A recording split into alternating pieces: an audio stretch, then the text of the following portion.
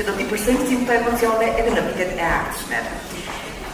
Festivalet kanë birë kudo në për të gjitha trojet shqiptare, festivalet e me sa duket, ka shumë poezi pas ka ky shpirti ynë shqiptar. Ose ka shumë mërzi.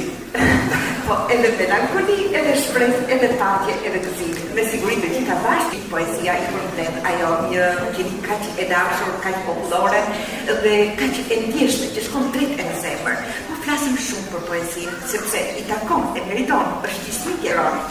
Por le të ndalemi tek festivalet. Ora e Maleve. Çfarë titulli, çfarë emri? Ora e Maleve është një festival i poezisë që zhvillohet në Rozhaj në maj. Pikërisht, themeluesin e këtij festivali, që është edhe një personalitet në jetën shoqërore, politike në Malinezi, në Kosovë, edhe këtu në Shqipëri, gjithashtu, është shkrimtar, poet, gazetar, mësues i letërsisë shqipe, është dekoruar nga presidenti i Republikës së Shqipërisë me urdhrin Najm Frashëri. Me fjalët e mrekullueshme që kemi dëgjuar për festivalin Ora e Maleve, me shumë kompliment, shumë falënderim për pjesëmarrjen, presim Zotin Ali Daci, i cili ndodhet në sasën e bashkëpunëtorëve. Është një festival tashmë